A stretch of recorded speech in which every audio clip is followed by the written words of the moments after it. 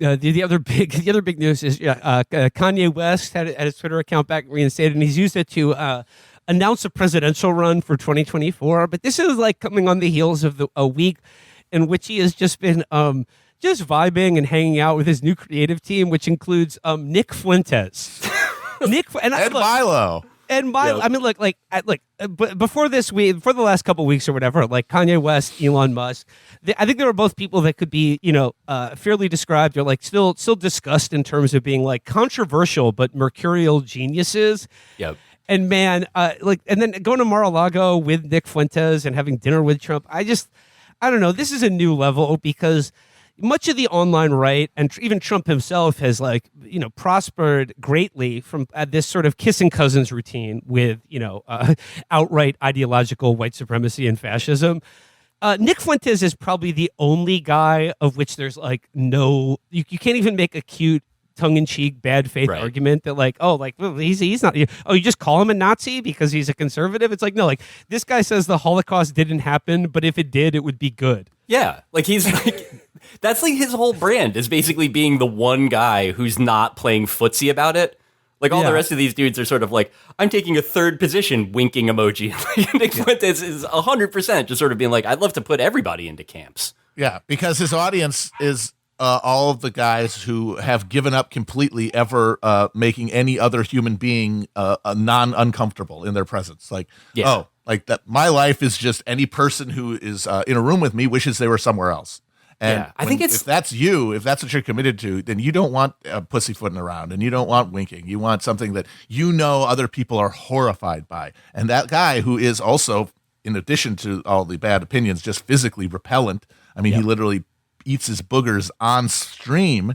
That's the secret sauce. That's exactly what you want. Which means that Kanye's idea of running for president is to make the Groypers, not even like the right in some broad sense, like the guys like Trump. Most of them, can have eye contact conversations with someone of the opposite sex. Many of them are in fact married.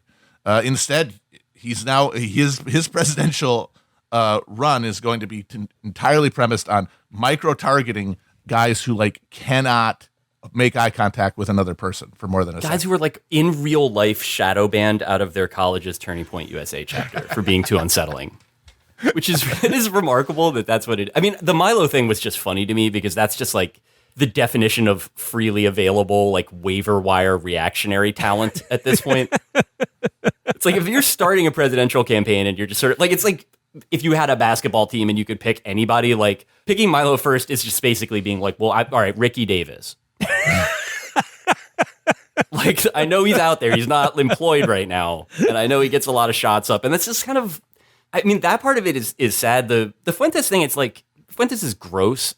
Maybe I should be more scared of Groypers. But there is that element of it where it just sort of seems like dedicating yourself to being the most disgusting that you can be. As long as we've still got anything like politics, that's not a winning proposition to me. Yeah, though the end political act for these guys is not even phone banking or knocking on a door. It's just doing a mass shooting. Yes, it is. It's that's it. Yep. I'd say think about Fuentes personally. That's so funny because Matt, you and I have actually been in the same room with him. I'm yes, I ran away. I basically we're talking to Jared Holt at CPAC, and he came up, and he is legitimately he's 5 foot 5. He's tiny. He's I think he might be shorter than that. He's like 3 apples high. He's like Tom Cruise height. He's a mini man.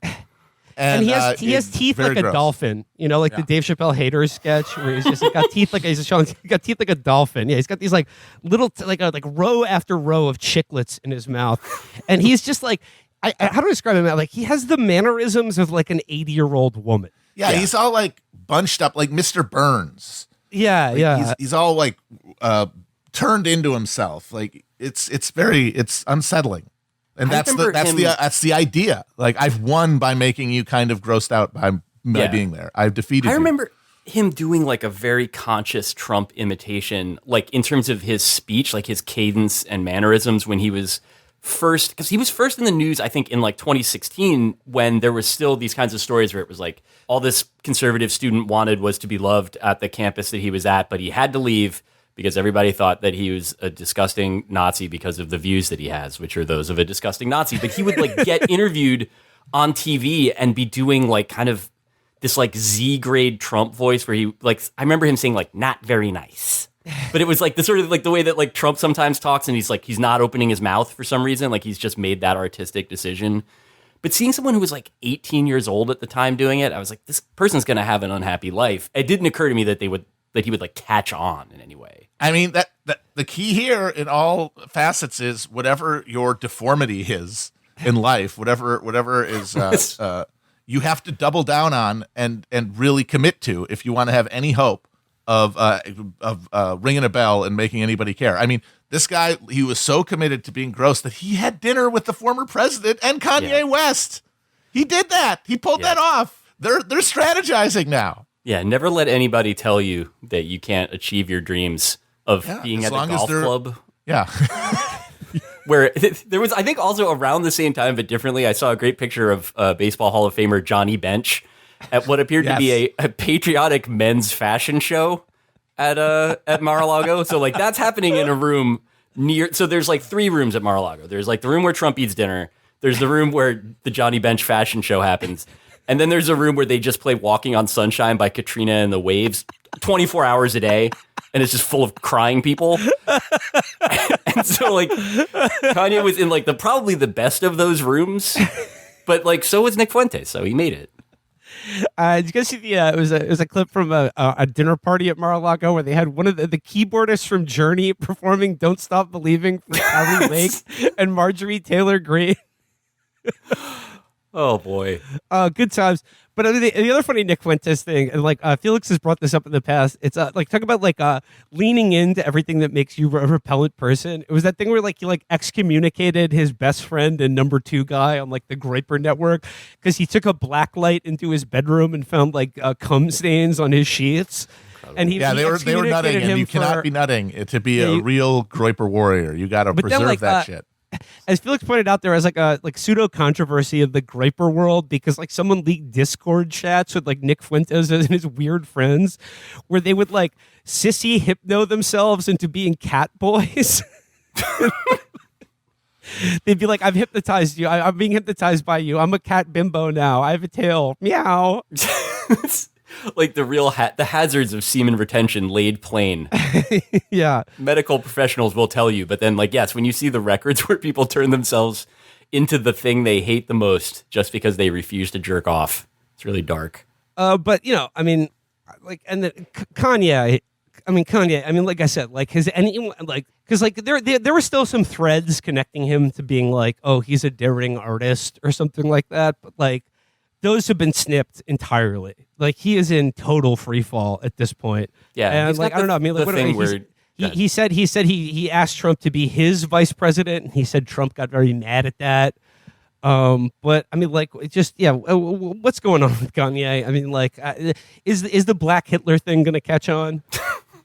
I mean, he's going to do his best. I don't think he, like any of these guys, you can't just stop doing the thing you're doing. Like that's the one way that you show that you've either heard criticism or admitted defeat. Can't have so that. Like he's stuck with this shit for the rest of his life, I think, which is not, 100% what you want, I guess, if you're going to be alive for 40 more years. But I think that's probably he seems committed to it at this point, if nothing else. Well, like I said, when you're wearing matching outfits with Nick Fuentes and just vibing with him, it's just you're pot committed at this point. The thing that struck me about this, and this is like to Matt's point about like Fuentes, if we're going to do physiognomy chat, that there is like this way that like somehow you've worked yourself around to like the most extreme thing you can do is have the exact political opinions, like to the letter of like a bigoted septuagenarian in like extreme exurban Milwaukee, like that, like so somebody's just like that, getting those beliefs into the head of someone who consumes the media that Kanye consumes. Cause I'm assuming he's not watching like Newsmax, right? Like he's got other things in his life, I think, right? Like but like getting a normal person that fricasseed in the brain to wind up there is really remarkable to me. I mean, I don't think he watches Newsmax. He just, because he's a super rich guy and super connected, he just has the people from Newsmax come to him, like hang out that aircraft carrier hangar that he hangs out in with the giant screen, where he's watching Blade Runner for the 50th Yeah. time in a row. That helps They him just be more have him normal. come in there and like rap it out. It's really, It's like if Howard Hughes had invited George Lincoln Rockwell to the penthouse of the Sands Hotel while they watched Ice Station Zebra together and had some ice cream. for a private audience. Yeah. I do like the idea that actually does seem kind of like in the same way that like I think the only people Trump really reveres are like certain types of on-air talent at Fox. The Yeah. idea of Kanye being like, I really want to collaborate with you. I love your work. And like that used to be something that he would have an assistant transmit to like Pusha T.